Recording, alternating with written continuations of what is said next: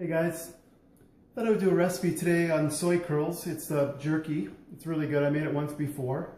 And I'm using a recipe, I'll put a link below. It's from the hiddenveggies.com. And I tweak it, I don't put any oil.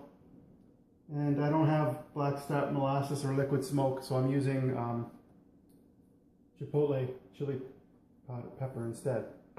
So I don't do a lot of recipes nowadays, but because I'm eating kind of the same thing. But as you know, I discovered these soy curls, and they're awesome. So I made fajitas, and I put them in a stir fry with the udon noodles. So anyway, the recipe calls for a liquid component that you soak the soy curls in. A lot of times you can just use water, but because this is like a jerky, you want to have it absorb the flavor.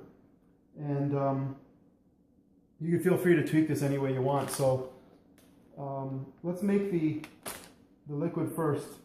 So basically we have a cup of boiling water. Now I'm going to be lazy and just use really hot water from the tap. We have our water's on a well, and it's filtered, and so anyway, that just makes it, when I soak mine I never use hot water, but it does make the soy curls hydrate quicker apparently, so, but I haven't really cared that much. So a cup of this boiling water if you want to boil it. Now it says a tablespoon of blackstrap molasses. I'm just going to use maple syrup. I use pure Canadian maple syrup for the sweet part of it. What else do we have? We have garlic and onion powder. It says half a teaspoon of onion and garlic, half a teaspoon of garlic powder. This stuff to me is not really rocket science as far as exact amounts. So feel free to adjust maybe after your first attempt. You actually need quite a bit of flavor because they are going to be dehydrated. So it's not like you're going to eat it plain. It's going to be soaked in and then dried in an oven. So while you're making this, it's a good idea to, if you're using the oven, I put it at 175 or 170. That's the lowest that my oven will go. But if you have a dehydrator, you can follow the instructions. Or this is actually baking at 275. But if you're good with dehydrating, you might want to use that instead. So I put in the baking and the onion powder. It says liquid smoke, 1 tablespoon. Now I don't have that. So then the question is how much chipotle. It's pretty hot. So I'm gonna go with half a teaspoon. And like I said, after your first attempt, if you're making any modifications, you can see how that goes, if it was too hot for you or whatever. That's about a half a teaspoon. It says 1 tablespoon of salt. Now, this is going to depend on what you want to do with salt, because I'm also putting soy sauce in here. But and it's going to be spread out 4 cups of soy curls. So it's going to be up to you as far as how much you want to do this. But jerky is good when it's salty, and it is a treat, you know. So you're not going to be doing this all the time. But so you put in a teaspoon. You can put more in if you want. Let's see. It says cayenne pepper, but because I'm using the chipotle, which is smoky and also hot, I'm not going to put in cayenne. And then the last thing is, well, I'm not going to do the canola oil. They mentioned canola oil, but liquid aminos, they say 1 tablespoon, or tamari. I'm using soy. This one actually is different. It's kind of a yeasty smell. Like I had this one that had all sorts of stuff, caramel and sugar and stuff, but this one is just pretty basic. What's the ingredients here? Yeah, basically naturally brewed soy sauce, water, soybeans, wheat, and it uses this brewing culture. And there is some salt in here as well. So they say a tablespoon. I found last time it wasn't probably enough. I'm gonna go with 2 tablespoons. So like I said, you can follow the recipe the first time, see how you do. I found it to probably need a bit more flavor. So stir that up, and then what you're going to do is add in the 4 cups of the soy kernels. Now I have this tray. This is a Silpat sheet on 11 by 17 inch baking tray.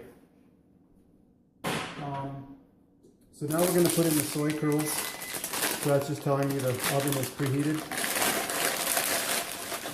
That's about 2 cups there. And then I'm going to open up another package. So I was finishing up that other package. I had fajitas yesterday. That's another recipe I need to make. But this stuff is pretty easy. You just follow the recipe and you're good to go. But people like to see me making it. So here you go.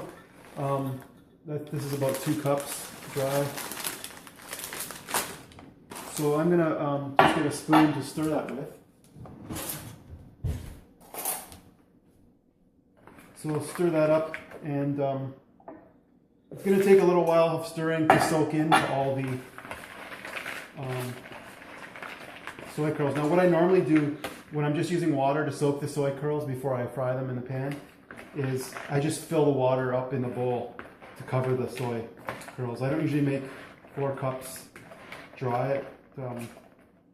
So leave it sit for a bit till the bottom ones get soaked up a bit, and then stir it up.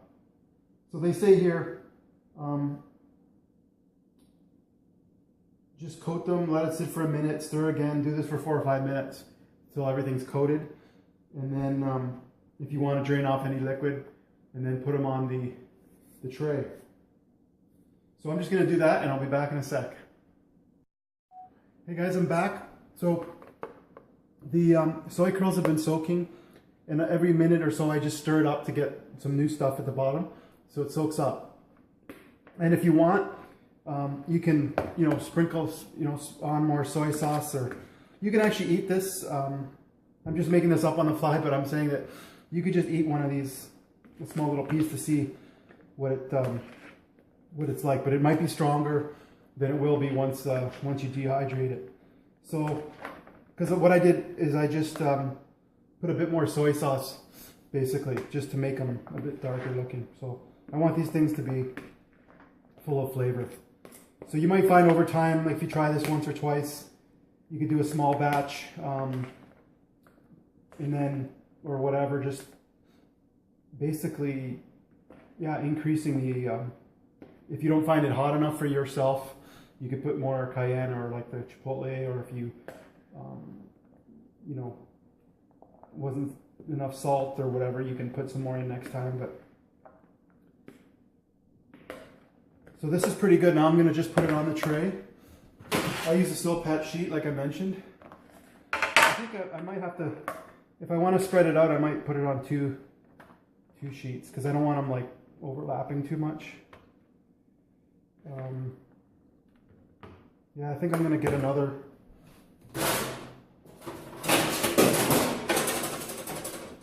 It's up to you if you want to just try to fit them all on one tray, but I'm going to use a second sheet just to keep them separate.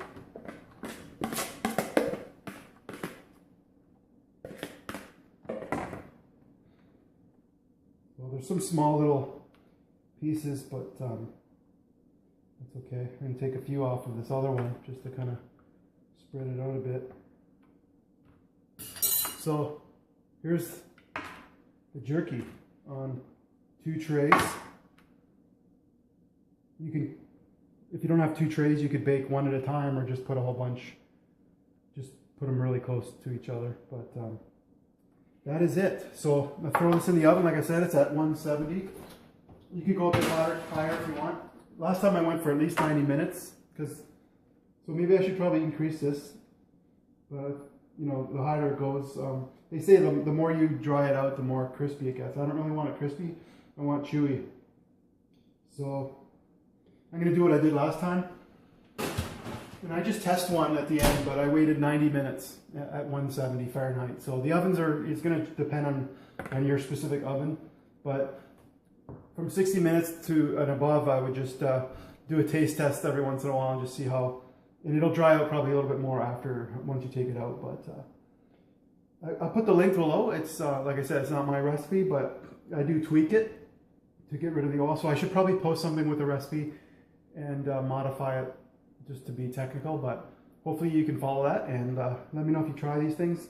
Last time I made them, they were so good. So hope you like that. We'll see you guys later. Just take the trays out. I'm just gonna let them sit and dry out a bit, but you can just do a few taste tests as it's cooking. Turn that off.